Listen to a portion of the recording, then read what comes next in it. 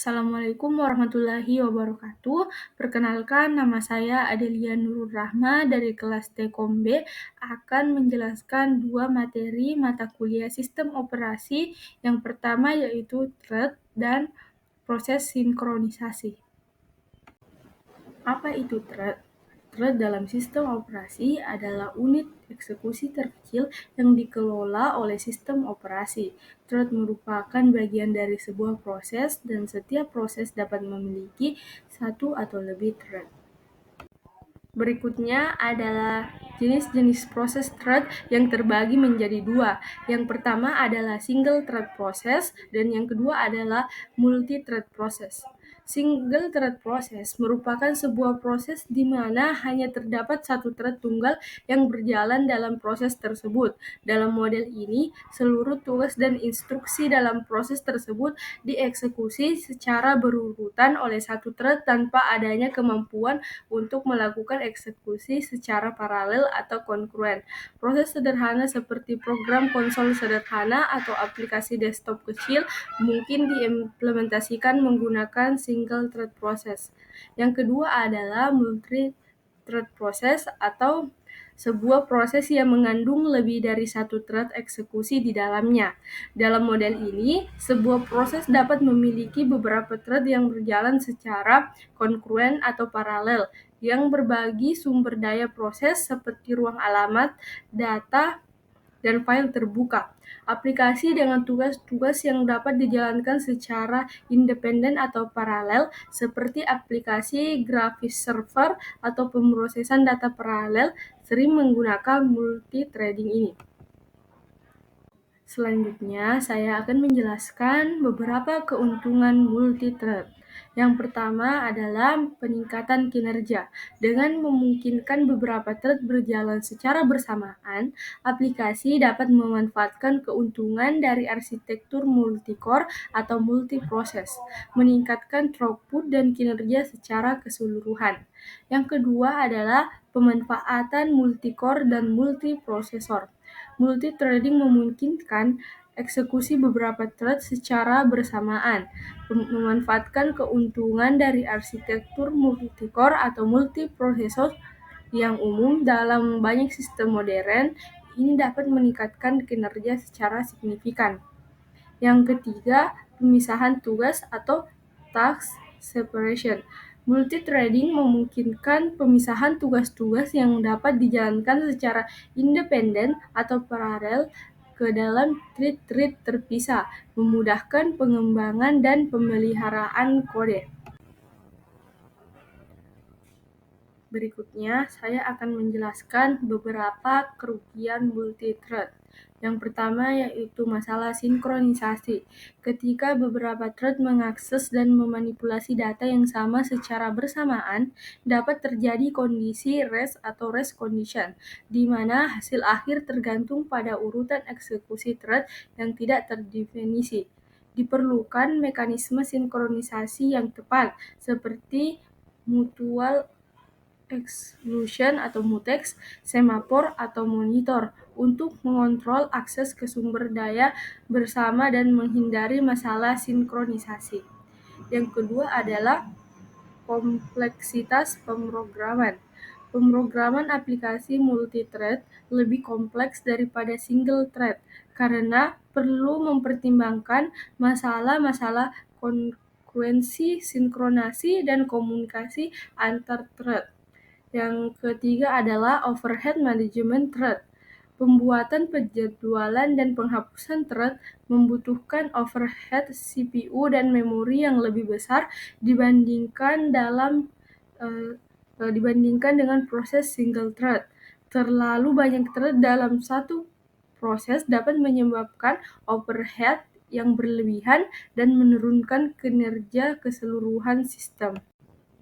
Materi berikutnya yaitu model multi-thread yang terbagi menjadi dua. Yang pertama berdasarkan thread support, yang kedua berdasarkan pemetaan thread. Berdasarkan thread support dibagi lagi menjadi dua. Yang pertama thread user atau user thread. Jadi user thread adalah implementasi thread yang dikelola oleh aplikasi atau pustaka pengguna atau user space itu sendiri, bukan oleh sistem operasi. Yang kedua, thread kernel. Jadi apa itu thread kernel? Thread kernel adalah implementasi thread di mana pembuatan, penjadwalan, dan penghapusan thread dikelola oleh kernel sistem operasi itu sendiri. Yang kedua, berdasarkan pemetaan thread dibagi menjadi 4. Yang pertama ada many-to-one model. Jadi many-to-one model adalah sebuah model di mana beberapa thread pengguna atau user level threads di mapping ke satu thread kernel atau kernel level thread. Dalam model ini, semua thread pengguna dieksekusi dalam satu thread kernel tunggal. Yang kedua yaitu one-to-one model. Adalah model di mana setiap thread pengguna atau user level thread di mapping ke satu thread kernel atau kernel level thread secara langsung. Dalam model ini, setiap thread pengguna memiliki thread kernel yang terpisah dan terkhusus untuk mengeksekusinya. Yang ketiga ada many-to-many model. Adalah model ini di mana beberapa thread pengguna atau user level threads di mapping ke beberapa thread kernel atau kernel level threads. Dalam model ini, thread pengguna dapat beroperasi pada beberapa thread kernel dan sebaliknya. Satu thread kernel dapat digunakan untuk mengeksekusi beberapa thread pengguna. Yang terakhir itu ada two-level model, adalah satu implementasi dari many-to-many model dalam sistem operasi yang mendukung multi-thread. Model ini memisahkan antara manajemen thread atau pengguna user level threads dan manajemen thread kernel atau kernel level threads. Materi berikutnya ada thread pools. Jadi apa itu thread pools? Adalah teknik manajemen thread yang digunakan dalam pemrograman kongruen untuk meningkatkan efisiensi dan kinerja aplikasi. Dalam model thread pool, sejumlah thread diinisialisasi dan dipertahankan dalam sebuah pool atau kumpulan, sehingga mereka dapat digunakan kembali untuk menjalankan tugas-tugas yang masuk. Berikut ini adalah beberapa karakteristik dan manfaat dari menggunakan thread pool. Yang pertama, efisiensi pembuatan thread.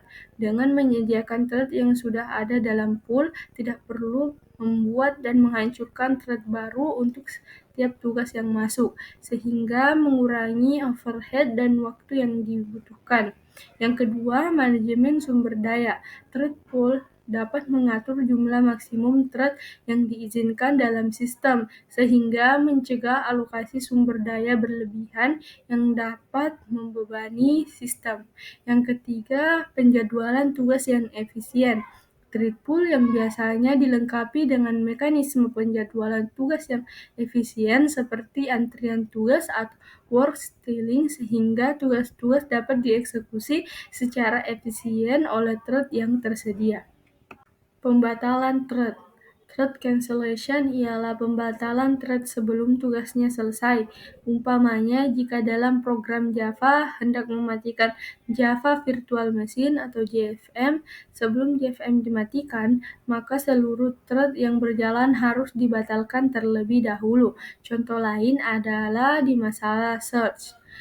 Pemberhentian target thread dapat dilakukan dengan dua cara, yaitu asynchronous cancellation dan yang kedua adalah deferred cancellation. Materi yang terakhir yaitu beberapa penjadwalan thread. Yang pertama, penjadwalan thread first come first serve adalah salah satu algoritma penjadwalan thread yang paling sederhana. Dalam algoritma ini, thread-thread yang dieksekusi berdasarkan urutan kedatangan mereka ke dalam antrian siap. Yang kedua, penjadwalan thread round robin adalah algoritma penjadwalan di mana setiap thread mendapatkan jatah waktu eksekusi atau time slice atau time quantum yang sama secara bergantian. Dalam algoritma ini, thread yang dieksekusi secara bergiliran dengan urutan yang berputar seperti lingkaran. Yang terakhir yaitu penjadwalan thread dengan prioritas, adalah algoritma penjadwalan di mana setiap thread diberikan prioritas tertentu, dan thread dengan prioritas tertinggi akan dieksekusi terlebih dahulu. Materi yang berikutnya yaitu proses sinkronisasi. Pada materi sinkronisasi terbagi lagi menjadi beberapa materi. Yang pertama yaitu pengertian sinkronisasi, yang kedua masalah-masalah sinkronisasi, yang ketiga metode sinkronisasi, yang keempat implementasi sinkronisasi, yang kelima ada deadlock. Materi yang pertama yaitu apa itu sinkronisasi. Sinkronisasi adalah proses menyamakan dan menjaga konsistensi data atau informasi di antara dua atau lebih perangkat, sistem atau sumber data yang berbeda. Sinkronisasi memastikan bahwa perubahan atau pembaruan data pada satu perangkat atau sistem akan secara otomatis terefleksi pada perangkat atau sistem lain yang terhubung. Dengan kata lain, sinkronisasi menciptakan replika data yang identik di berbagai lokasi atau platform. Tujuan sinkronisasi. Yang pertama, untuk menjaga konsistensi dan integritas data. Tujuan utama sinkronisasi adalah untuk memastikan bahwa data yang tersebar di berbagai perangkat, sistem atau lokasi selalu up-to-date, akurat, dan konsisten. Yang kedua, untuk memudahkan akses dan mobilitas data. Sinkronisasi memungkinkan pengguna untuk mengakses dan menggunakan data yang sama dan berbagi perangkat atau lokasi yang berbeda, meningkatkan mobilitas dan fleksibilitas dalam bekerja dengan informasi. Yang ketiga, untuk mencegah kehilangan data. Dengan adanya sinkronisasi, jika salah satu perangkat atau sistem mengalami kerusakan atau kehilangan data, data dapat dipulihkan dari sumber data lain yang tersinkronisasi, sehingga mencegah kehilangan data yang signifikan. Yang terakhir yaitu meningkatkan kolaborasi. Sinkronisasi memfasilitasi kolaborasi dan berbagi data secara real-time di antara anggota tim atau pengguna yang berbeda, karena semua perubahan data akan segera tersedia di semua perangkat atau sistem yang terhubung. Berikutnya ada proses sinkronisasi yang terbagi menjadi 5. Yang pertama ada deteksi perubahan. Sistem sinkronisasi akan secara teratur atau berkelanjutan memeriksa apakah ada data baru, perubahan data atau pembaruan data pada setiap perangkat atau sistem yang terhubung. Yang kedua yaitu pencocokan data. Sistem akan membandingkan data yang ada pada setiap perangkat atau sistem dan mengidentifikasi perbedaan, konflik, atau inkonsistensi yang mungkin terjadi. Yang ketiga ada penyelesaian konflik. Jika terdapat konflik data atau inkonsistensi, sistem akan menerapkan aturan atau kebijakan tertentu untuk menyelesaikannya.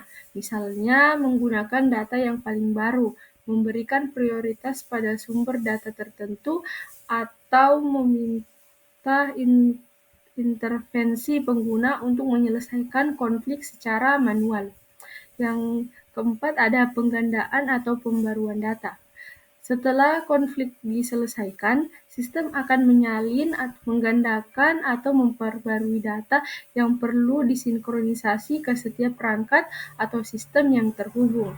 Dan yang terakhir ada verifikasi dan validasi. Setelah proses sinkronisasi selesai, atau sistem akan memverifikasi dan memvalidasi bahwa data telah tersinkronisasi dengan benar di semua perangkat atau sistem. Jika terdapat masalah, proses sinkronisasi dapat diulangi atau dilakukan penyelesaian masalah. Berikutnya, masalah-masalah sinkronisasi. Yang pertama ada race condition. Race condition terjadi ketika dua atau lebih thread bersaing untuk mengakses dan memodifikasi sumber daya bersama tanpa koordinasi yang baik. Hasil dari operasi tersebut menjadi tidak dapat diprediksi dan dapat mengakibatkan kerusakan atau kesalahan dalam program. Masalah berikutnya yaitu ada starvation. Jadi starvation terjadi ketika satu atau lebih thread tidak mendapatkan akses yang cukup ke sumber daya yang dibutuhkan karena sumber daya tersebut terus-menerus diambil oleh thread lain. Ini dapat mengakibatkan thread tertentu tidak dapat menyelesaikan tugasnya. Masalah yang ketiga yaitu mutex dan semaphore errors. Kesalahan dalam penggunaan mutex atau semafor yang digunakan untuk mengatur akses ke sumber daya bersama dapat menyebabkan masalah. Misalnya, lupa melepaskan kunci mutex setelah digunakan dapat mengakibatkan deadlock. Masalah yang keempat dan yang terakhir yaitu ada live logs, terjadi ketika dua atau lebih thread terus-menerus berubah status, tetapi tidak ada kemajuan yang signifikan dalam eksekusi. Ini seringkali terjadi ketika thread-thread tersebut terjebak dalam situasi di mana mereka terus-menerus menunggu satu sama lain. Materi berikutnya yaitu apa saja metode dari sinkronisasi. Metode yang pertama yaitu test and set. Instruksi test and set adalah sebuah operasi atomik yang digunakan untuk mengelola akses ke critical section, yaitu bagian dari kode yang mengakses sumber daya bersama, seperti struktur data atau perangkat, yang tidak boleh diakses oleh lebih dari satu thread atau proses secara bersamaan untuk menghindari konsistensi data. Yang kedua ada semafor. Semafor adalah tipe data abstrak yang digunakan untuk kontrol sinkronisasi, yang memungkinkan proses atau thread untuk berkoordinasi satu sama lain. Biasanya dalam konteks mengakses sumber daya bersama, semafor mengimplementasikan konsep counting atau menghitung untuk mengelola akses ini dengan dua operasi dasar, wait atau P dan signal atau Oke. Yang ketiga ada monitor.